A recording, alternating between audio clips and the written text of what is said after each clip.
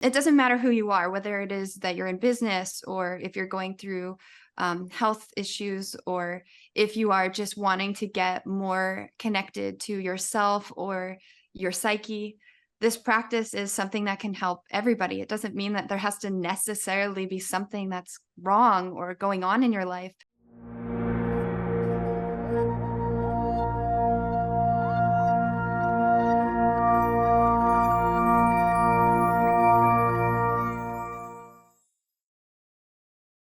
Hello, welcome, and thank you for being here.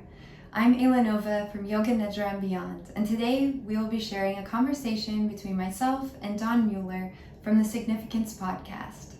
Don is a trusted advisor for influential leaders around the world. And in this conversation, we are going to be talking about how you can return to your center and also the obstacles that come up in your life. These are expected for all of us, and this is going to be a little bit of insight on how you can move through those challenges in life. Now, I thank you so much for tuning in. If you would like to hit that subscribe button as well as turn on the alerts, you will be informed about the latest practices that come out, as well as information to dive a little bit deeper into the practice. Thank you again, and enjoy this podcast. Hi, Ayla. Thank you for joining me today, and thank you for being here. Really great to be chatting with you today. Thank you. It's nice to be here. Yeah. I know when we do chat, we always joke about like how, when you're getting ready to wake up, I'm getting ready to go to bed and so on. So it's great that we can sort of have these types of conversations these days, even though we live sort of opposite ends of the ocean. So yeah, thank you for making the time in your morning. Well, I'm happy to be here. I definitely had some coffee beforehand, so I'm good to go. Yeah. No, being at the end of my day, I also had some coffee. So I think we, well caffeined up and ready to go. But I just thought, I would give a little bit of background for our listeners just on how our paths crossed. I always have struggled with sleep. So sleep has always been a bit of a struggle for me. A friend of mine had kind of mentioned Yoga Nidra as a practice that, really helps with sleep. So I hopped onto Apple Podcasts and just typed in Yoga Nidra and came across your podcast. So, you do host a show called Yoga Nidra and Beyond. And yeah, you had really sort of your practices. I did notice a big difference in the quality of my sleep. And I guess just general mindfulness and helping with stress even. So I just reached out to say thank you for that. I found you on social media and just expressed some gratitude, and you very kindly responded. And I was then thinking, hey, I know I'm not the only one, and a lot of my audience and all my clients are in the corporate context, and I know a lot of us in that context struggle with sleep. And I just thought, we need to give Ayla a voice in that world because, if you've made such a difference for me, I'm sure you can make a difference for them. But let me ask you, when you had this random South African reaching out to you and saying thank you, what went through your mind initially? It was just nice to have someone take interest in what I've been working on, because this is my passion project and something that has been dear to my heart. So yes. When you reached out, I was like, oh, cool. Someone wants to connect and actually talk about this. So fantastic. It was great.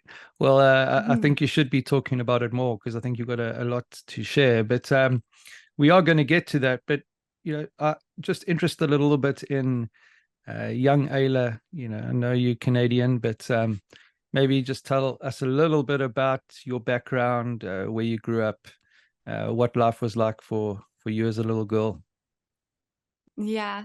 Thank you. I grew up in the prairies in Canada, so it was just very flat and a lot of sky.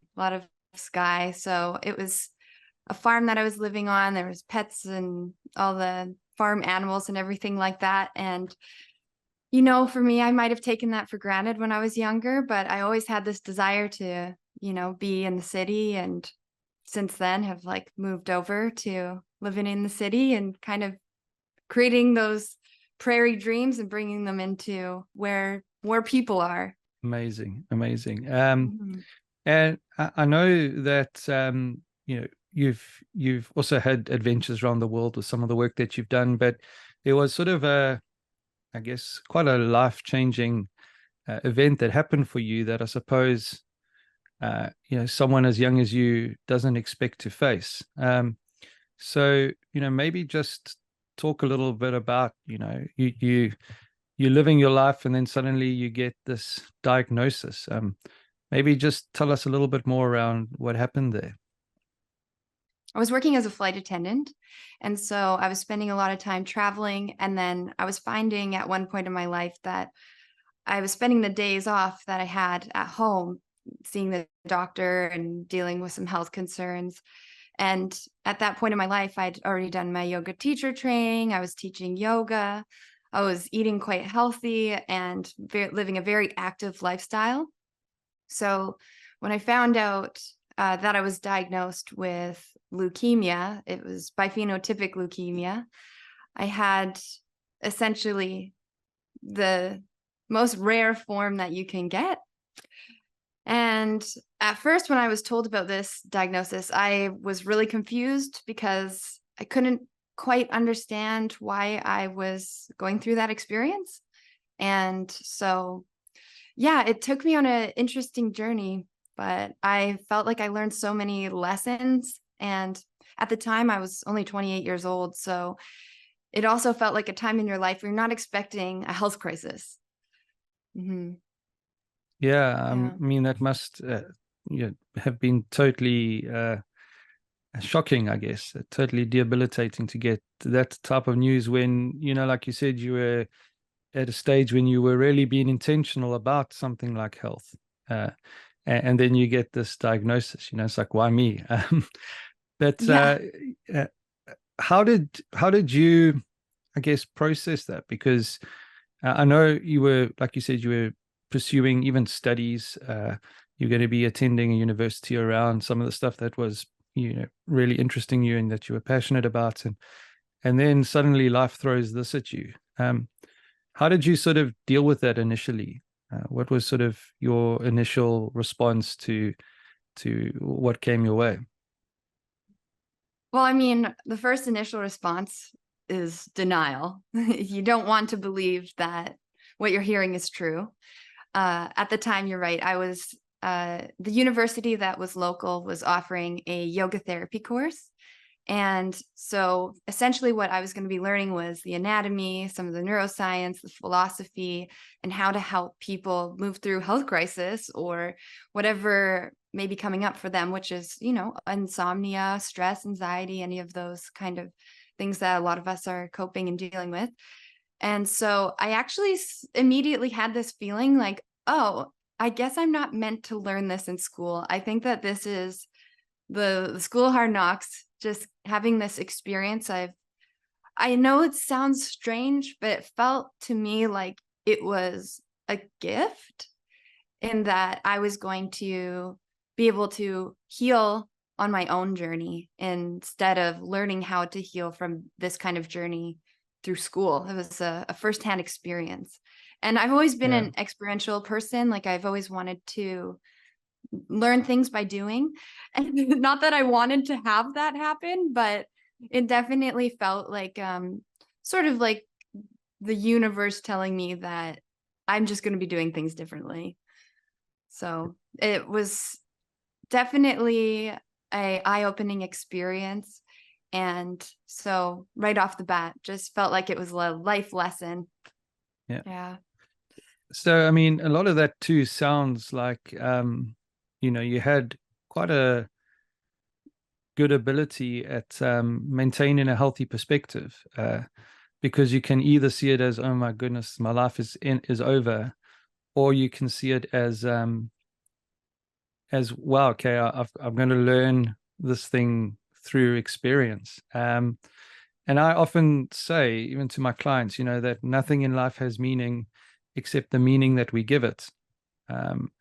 And I mean, from the outside looking in, it sounds like, you kind of get this news and immediately you've got such amazing, great outlook on it. Like, did you go through a period of sort of not having such a great perspective up front, or is that sort of something that you're blessed with, that you able to hold a healthy perspective in everything? I will say that this is all coming from the future of that experience. So like presently I can look back at it and reflect at it as a gift. I know that in the moment it wasn't like, ooh, a present, I have cancer. It was more so just looking at that as a like I said, like a experience I had to go through. And then as time goes on and as my health really started to deteriorate, you know, the reality of it kicks in, the denial kind of washes away, and you start to recognize, oh, I actually have a very life-threatening illness. And so the emotions that come up, I had all of them. There was a complete array of, you know, feeling really sad, depressed even. And there were times where I couldn't sleep at night. And there were times where I felt like I wasn't really sure why I had to go through this experience. And feeling a little bit of a victim, you know, to it all, and thinking, you know, why do I keep on having to learn these hard lessons? Why is it happening this way? So I can't say that I'm immune to not to I think more so the healthy perspective is that not so much being positive, but recognizing whatever is coming up for you and accepting that it's okay to feel that way, especially in relation to what's actually happening. Amazing. So, Yeah. yeah. Yeah. Because I know in some of our other discussions, I think there was even a story of you attending a yoga session and you looking around at people from all different walks of life and different stages of life. And at that stage, it wasn't looking very good that you would, you know, survive much longer.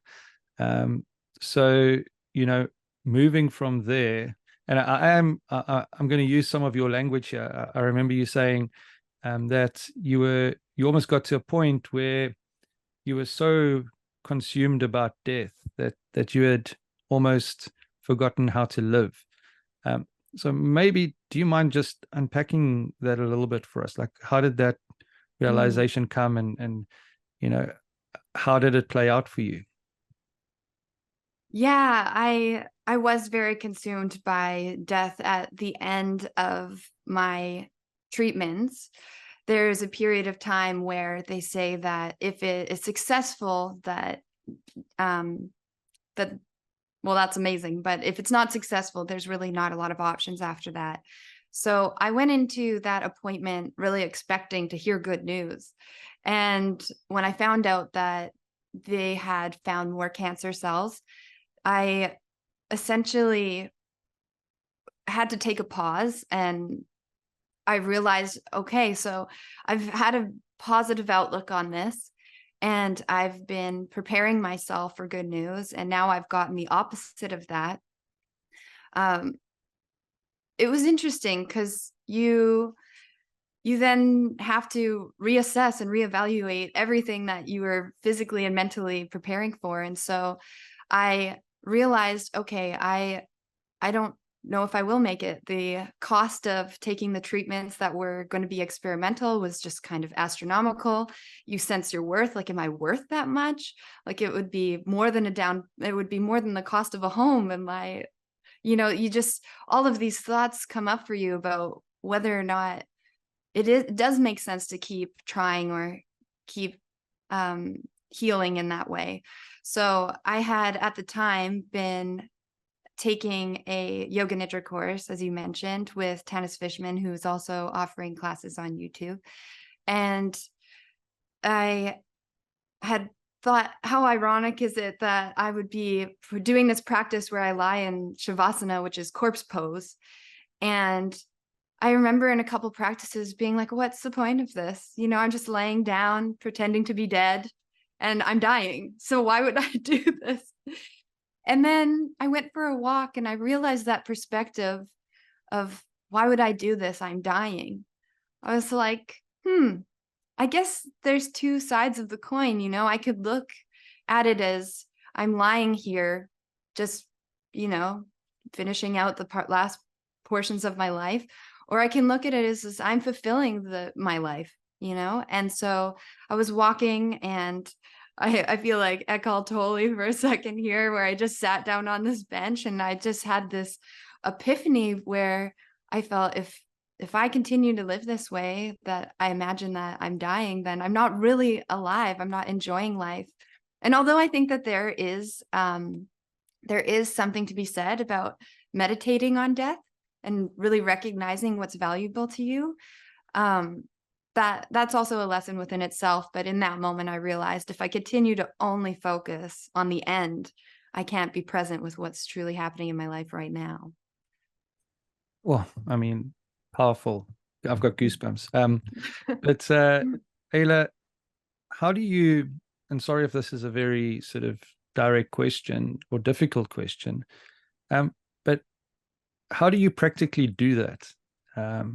It's one thing of like, so, and I was thinking before this podcast actually that although most of us haven't received news like that and aren't almost consumed with sort of imminent death, I think death is something that we all sort of think about at some stage, but there's a whole bunch of things in life that can consume us in the same way that, we get preoccupied with something that we fear, whether it be death or whether it would be a potential,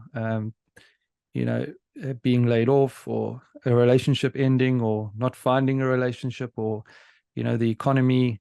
There seems to be like a lot of things in life that can consume us, that prevent us from actually living, like you said. So for you, that current reality was your diagnosis. But I just thought, I think we can all learn something from you here. You don't have to necessarily have to face a fear like cancer, but every single one of us has a very real fear that can hold us back from truly living.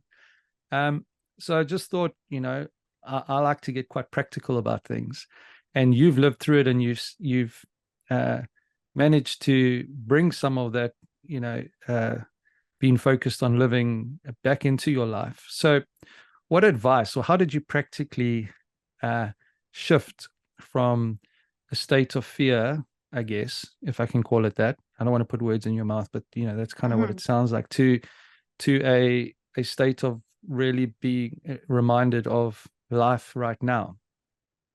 That's a good question. So shifting back into the experience of this is temporary, and then into being present with the moment is essentially how I interpret that. I would say that it doesn't just, like, the epiphany that comes up, the one that I experienced, I think after I realized I was alive, it was quite euphoric. You're just like, oh my goodness, I am alive. And I don't know how you can necessarily, I think it's when you can appreciate those finer moments. It's the subtleties in life are so important. And I think that when you get into practices like meditation, when you get into practices like Yoga Nidra, anything where you can be present in the moment, even golfing, you have to breathe in and then go for your swing, I'm not a good golfer, so I'm just making this metaphor and I could be totally wrong. But I think the idea is what you hear in all of those different books and everything, where it's being present with the moment. And when things are hard, knowing that the hard thing is happening and that it's temporary, it's not going to last forever. And that was something that really stuck with me through the whole journey. Before I even had this realization I was I was alive, I always knew everything is temporary. There are moments where you're going to be elated, you're so happy, everything's going well for you, and you can stand in that moment and appreciate it. And then there's going to be moments where you're having a complete reaction to some drug that the doctors are offering to you, or like you talk about relationships or a hard time. I think what it comes to is a lot of those things are grieving, going through the stages of grief in whatever form it is, whatever experiences that's coming up. So it all sounds a lot like grief to me. And when you can allow yourself to process all of that grief. Maybe it's of your past life, maybe it's of your past relationship, the past job you were having, and start to come back to center and recognize, oh, I'm here, I'm breathing, I have this going for me, and actually putting your energy into like what is actually working. After I had had that experience and felt as though I was alive again, I decided that I did want to face my fears. That was like one of the first things that really came up for me. And one of them was being afraid of heights. And my partner at the time, he actually had to leave for work. And so I was left on my own to sort of figure out the aftermath of finding out this news. And so I ended up getting a climbing membership. And I ended up using the auto belay. And I don't know if you've ever used one of these before, but you climb up to the top of the wall, and then you have to trust that this mechanical machine isn't going to drop you from the top of the climbing wall. So nothing really, if you have a fear of heights, that's a pretty intense experience, because not only do you have to trust in yourself, but you have to trust in other things that are around you. Yeah, I'd have to jump off, and I don't know if I'm going off topic here, but off from the wall, and just trust myself that I was going to be okay to make it all the way down. And I think in a way that kind of brings into a metaphor around, you know, reaching out to the people around you as well. Like trust, not putting trust into other people, but more so recognizing that they're there to support you. So that also helps you bring yourself back to life, is knowing presently who you are, the things that are they're truly going for you, and understanding the essence of who you are, but then also recognizing that there's so much support and so much love around you. You just have to put yourself out there to receive it, and acknowledge it and accept what it is that's going on. So I feel like those are important. Yeah, excellent. And there's like so much that's going through my head as you're saying this, Ayla. It's so good. But if you think about it, it seems like a lot of emotions, negative emotions, like fear, or even grief, is sometimes rooted in something in the past. But it feels like a lot of negative emotions aren't in the present. They are linked to something either that we're fearing in the future, or tied to something that's happened in the past. But, you know, that's got nothing to do with right now. And as I'm listening to your story, you know, I'm almost hearing you express some of that, of, you know, this fear that was consuming you of death, even though it was very real, it wasn't today. It was potentially tomorrow, potentially in half an hour. But in this minute, this hour right now, you're alive. And then I love how you also then linked it to another fear like heights, which I share a very common fear with. But again, it's like, by actually going to climb, in a way, I guess you're showing yourself that fear that something might happen if I go high, why does it have to rob me now? And by actually putting yourself in that moment. And the reason why I'm also saying all of this is because the other reason why I am very keen to talk with you is, I don't think I've got the sort of yoga background that you do. So sometimes I also don't understand all the concepts. And I think sometimes people that don't fully or haven't practiced might be, you know, just unaware of what some of the terms mean. And I just feel that there's so much to learn from, you know, even what you've studied, what you've experienced. And, you know, you use the term coming back to your center.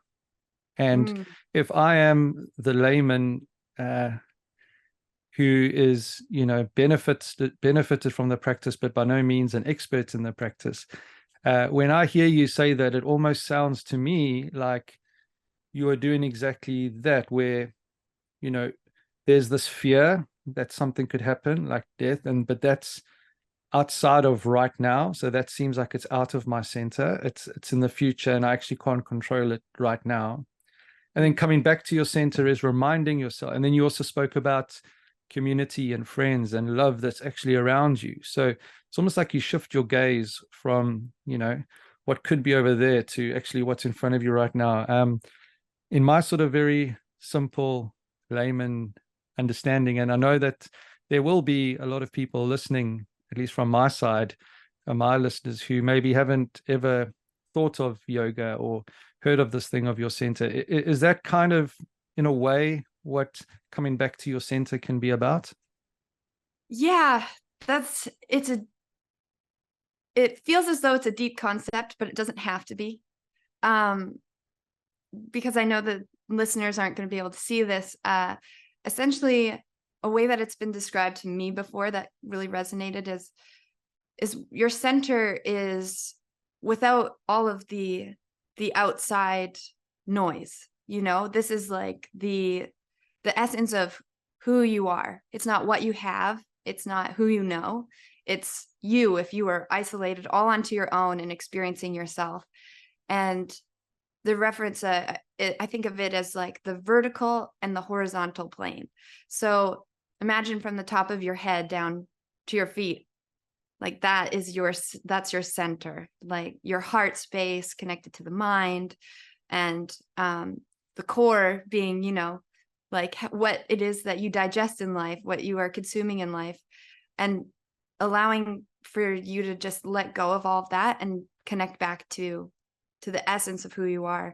And then in the sense of like the horizontal plane, that's like everything that is outside of you and how you relate to it. So I guess essentially when you connect back to your center, you're experiencing yourself without the noise, without anything else. And then when you connect to the horizontal plane, that's when you think about your family and your friends and your resources. And so when you align with your center, it gets a lot easier to navigate outside of that into the horizontal experience. Does that make sense? Yeah, it really does. Follow? And I'm Okay. getting like really excited here. You might see I'm not almost being able to sit still, but it's because, the name of my podcast is Significance. And my journey was I wrote a definition for myself of what I felt significance was about. And I think I might have spoken to you a little bit about this, but it's almost got three parts. And that is, to know who you are, who you truly are, and to be that to the best of your ability.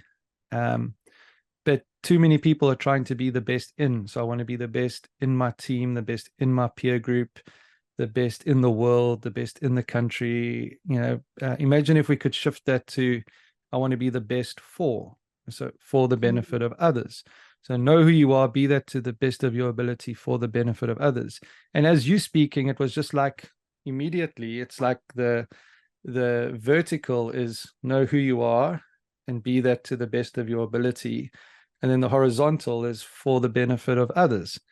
And so I'm just loving how, sometimes things that we think are quite mystical actually aren't. Like you said, it's quite a deep concept, but it actually isn't.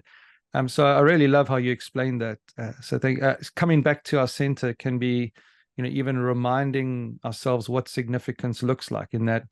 What am I about? How can I be the best version of myself? But also it is about what impact am I going to make on those around me? And just look at how your story now is impacting so many people.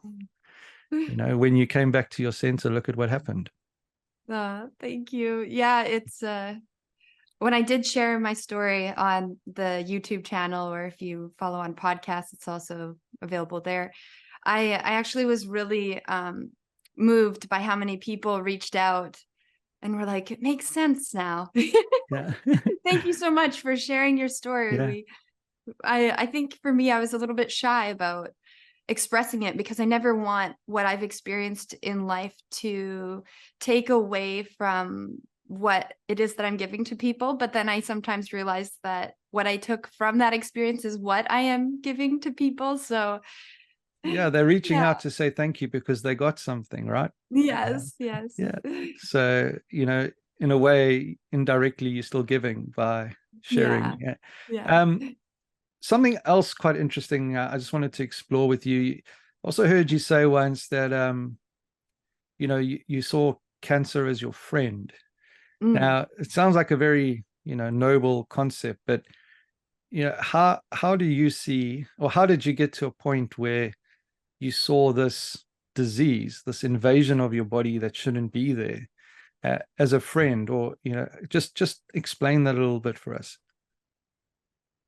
Yeah, so I'm a lover. I love life. I love everything that comes into my world. I feel like it's a very powerful thing, love.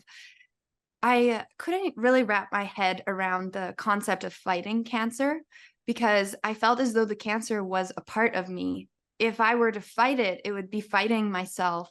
And I felt as though on a psychological level, I didn't want to fight myself. I didn't want to fight my body. I wanted to basically speak to my body, speak to my cancer as if it were a friend, acknowledge its presence, acknowledge it being a part of me, and letting it know that I can see it, and that I know that it's there, and that it's okay for it to go.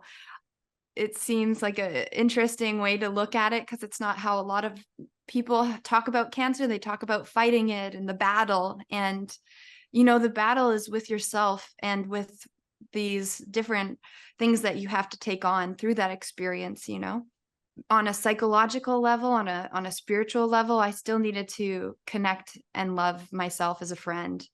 And although, you're getting sick and everything and having these horrible experiences throughout it, you never really get mad at you. So I feel like that was kind of how I interpreted all of that, which was helpful for my psyche. Yeah, I mean, I'm also thinking again, how that's just such a beautiful concept, that whatever we might be facing, again, I'm sort of applying your lessons and your learnings into my world, and through just being friends with people and working with people, I know that we've all got things that we feel we need to be fighting. We need to be fighting the sense of not having enough, or I need to fight a sense of unfairness, or we need to fight whatever it might ... But maybe it's about accepting what is ever present in your life, or in your case was your body, and just saying, well, this is part of me and part of my reality now, and welcome. Not like, hey, I'm so glad that you're here and I really hope you hang around, but you're here.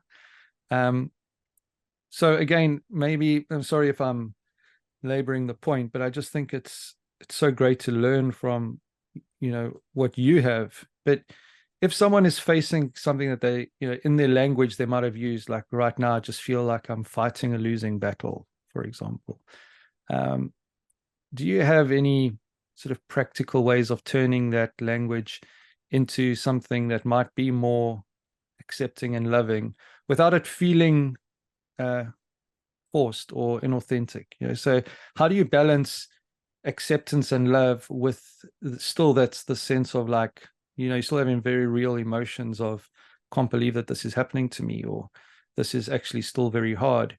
I don't know if you get what I'm asking, but I just think it's so nice to learn from people like you who have actually done this, how we can apply it in what it is that we're facing. So yeah, good luck with answering that one, Ayla. Oh, yeah, of course. These questions are fun. They're different. And, this is a topic that's not necessarily easy for people to talk about or sit with.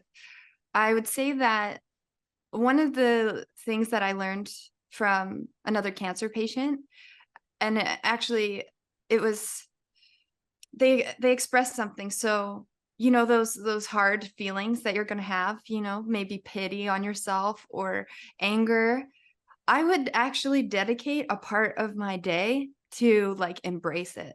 So I would say that, they would say, take 15 minutes a day to have a complete pity party. Feel so sorry for yourself. Feel like a victim. Just be like, this isn't fair. None of this makes sense to me.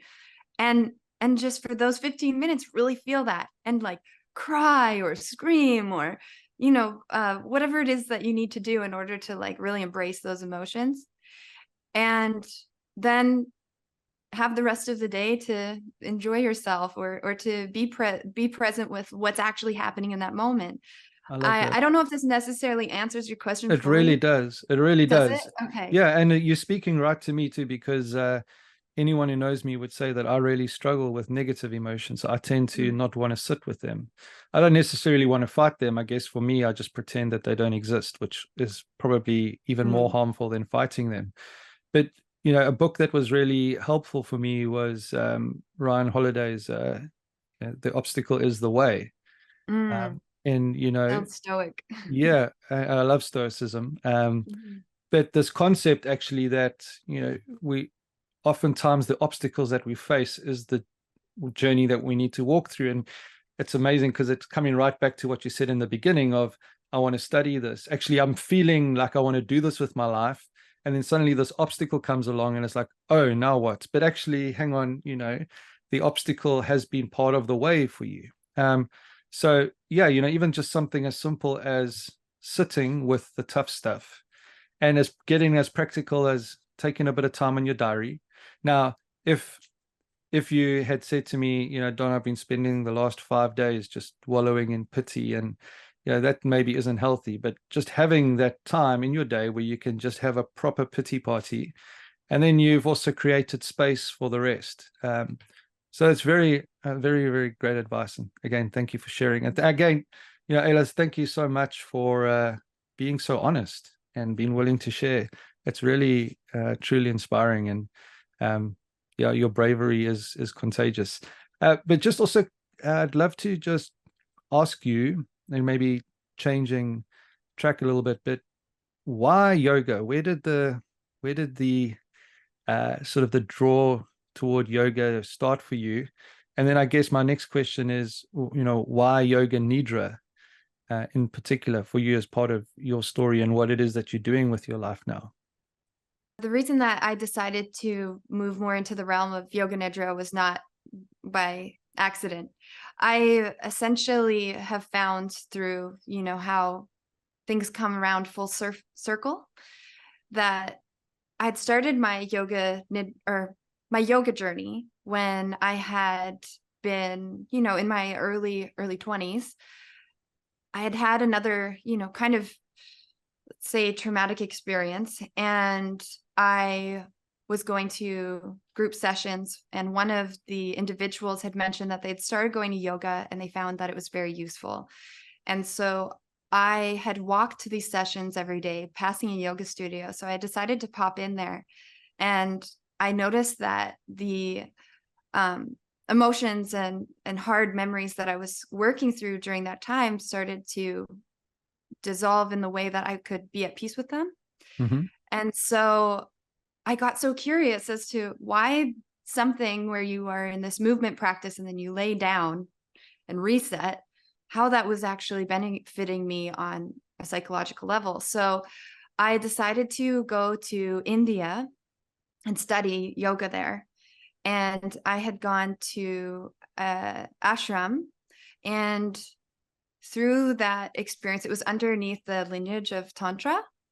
And Tantra yoga, often people immediately think of the Kama Sutras, but that is not it. There's so much more to it than that. Yeah. But essentially, it helps you with this concept of non-duality. And non-duality is a topic that I feel like kind of streamlines with everything we're talking about now, which is emotion. So we're calling them positive or negative. But if you take away these polarities of this is a positive emotion or this is a negative emotion, you can bring yourself again back to the center and recognize without levels of happiness, you can understand, or with levels of sadness, you couldn't understand happiness. Without being hot, you wouldn't know that you could be cold, or vice versa. And it was such a profound lesson for me to learn that these are just the experiences of life, and we label them good or bad, but they just are. And then as time continued with my studies under yoga, I'd come back to Canada. I'd done some more trainings, and in another yoga teacher training I went into, there was an instructor that came in and taught Yoga Nidra, and you just lay there. And I had this experience of the very first time that I'd ever done it, that I was in this dream world, but I could hear her voice and I could feel everything that was going on. And then I came out of it and it felt as though I had just been sleeping for hours, and I had all of this energy, but I also felt, because I didn't really know a lot about it going into it, I was like, what is this? I feel like it's such a interesting, like, time travel, And so then I got more curious about it. And when I lost my physical ability through cancer, I'd gotten to a point where I couldn't walk. And now at that stage, you can't do yoga asana, which is yoga postures where you're moving and putting yourself into different shapes. I can no longer do that. And so I could only lay down in what we call shavasana, corpse pose, where you're just laying on your back. And because it had helped me so much through my cancer journey, I felt like there's so many people that suffer with chronic pain and not being mobile that could maybe use a practice like this, where you're able to experience yourself, to maybe even go on a little adventure and even get some rest. I thought, as someone who had experienced this insomnia, immobility, and health issues, I wanted to share that once I came out of it. And so I studied Yoga Nidra under Taz Fishman, who I mentioned earlier. And then a few years later, just met someone that inspired me to share it with everybody else. Amazing. Yeah. And how did Yoga Nidra and Beyond, your YouTube channel and your podcast, I mean, where I found you, those of you that are keen to check her out, I'd definitely encourage you to just go look for Yoga Nidra and Beyond. I'll also put the link in my podcast description. And, it isn't, for some people, they might hear some of this stuff and think, oh my gosh, I want to try it tonight. Other people might say, I don't want to feel like I'm getting lost in a dream and not sure where I end up. And I can just say to you that it's really someone who hasn't studied yoga or hasn't been on your journey, but has just opened myself up to the experience of it. It really does add value. So I'd encourage you, wherever you sit in that spectrum, just give it a try and see what it does for you. One of the things I really love about Yoga Nidra too is this idea of the Sinkalpa. Now, geez, now look, I'm throwing out the Yoga Nidra lingo, but I always believe, it's something I work with my clients on quite a lot too, is, who is it that I need to be? I think we worry so much about what it is I need to be doing with my life. Should I be doing this or that? And we worry about appearances. But actually, oftentimes, the question for me is around who is it that you need to be? Okay. Mm-hmm. And what I've resonated with personally around the whole idea of a Sinkalpa, which I'm going to ask you to explain a little bit more now, but is just that part of the Yoga Nidra practice isn't just meditation or a body scan. It's about, actually, what I like about it is you setting, I guess, an intention for yourself of something that you want to become, who you want to be. And I think for me, it's really helped me, again, center, block out some of the noise. And for this next 30 minutes, 45 minutes, however long it is that you choose to practice, it's like I feel almost, it's quite rewarding to know that I've set aside time to actually get intentional and not just think, oh, well, I should think about being more present or more grateful, or try and focus, even just spend some time investing in myself, loving myself. The fact that your practices actually create space for me to intentionally do that. So that's the whole idea of the Sinkalpa was something that I really resonated with. Maybe just for people that haven't heard about that before, thought of that something like that is actually part of Yoga Nidra, what is the concept of the Sinkalpa and why is it important in the practice? That's a great question. Sinkalpa is an intention, and it's not an intention where it's like, I am handsome, or I am smart, or I am, it's not some sort of superficial idea of something you want in your life. You're not going to be calling that in. It's you can choose how deep you want it to be. I feel as though there's a little bit of work, a little bit of recognition with yourself going into that, oftentimes you know why you are taking these practices. There's something that's like pulled you to it. Maybe you are noticing like a recurrent issue that's popping up in your life. And if you really look deeply into this reoccurring issue, there might be some limiting belief that's involved in that, like not feeling like you're enough, not feeling like you matter, or feeling as though there's like scarcity within your life, whatever obstacle it is that we're going through, right? I feel as though that's what creates the Sinkalpa. So, for instance, maybe you feel like you don't really trust what's going on around you. And so it's reminding that you can trust in yourself. I trust myself. But in general, the Sinkalpa is an I am statement that really comes from the heart, that comes from somewhere you really do feel that you need to place love into. This is going to be something that's present tense, that is going to be, you know, a concise message, something short and to the point. And essentially, you're going to plant that at the beginning of your practice, and then you're going to allow yourself to let it go so that you can just experience yourself as you are. And then you call it back at the end of your practice. And what this does is it creates this package of an experience that's really held together by that belief that you need to bring back into your life and change the narrative that you've been working out of for who knows how long, or, you know.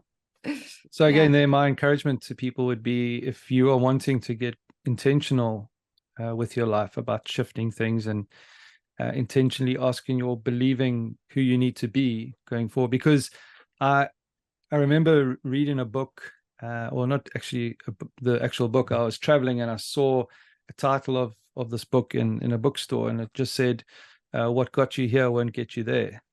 And I just thought, man, that's so true. And a lot of what I do with my clients too is to try and say, well, how can we make those intentional shifts to move us from where we are today to where we want to get to? And I think with me, you know, one of the things that I really want to work on is improving my sleep, improving my sense of well-being. And, you know, Yoga Nidra has provided such a great way to actually shift, you know. So like you're saying, if I'm committing to a practice that night, and by the way, you don't have to do Yoga Nidra at night. It isn't just for sleep.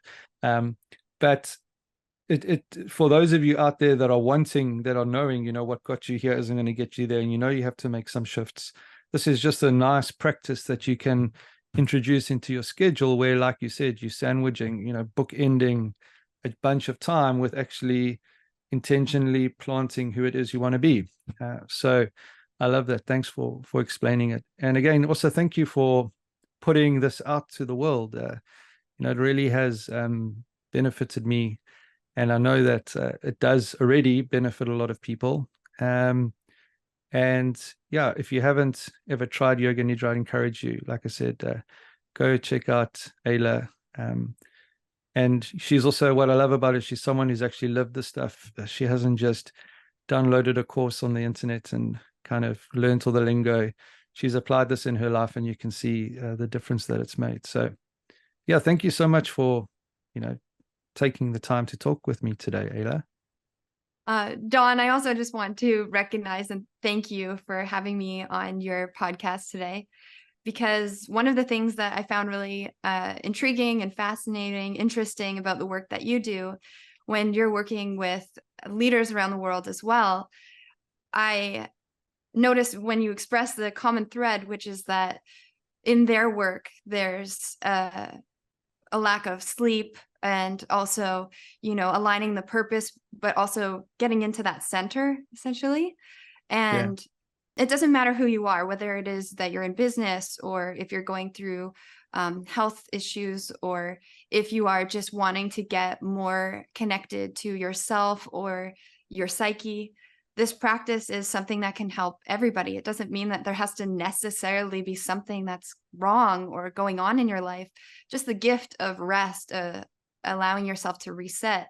I felt really aligned with what it is that you and I are both doing to help others, which is connect them to what really matters, like the purpose and the intention of what it is that really drives them to do and be who they are. I love it. Yeah. Well, Ayla, thank you so much for your time. Thank you for the gift of your time. And also, you know, your story, everyone's story is precious. And I think every time someone chooses to share a bit of their story with others, you know, they're choosing to give us a gift. So thank you for giving us also today a bit of the gift of your story. And yeah, thank you for inspiring me. And I'm sure many people listening will feel inspired also. So thank you, Ayla. Thank you. Thank you. So grateful to be here.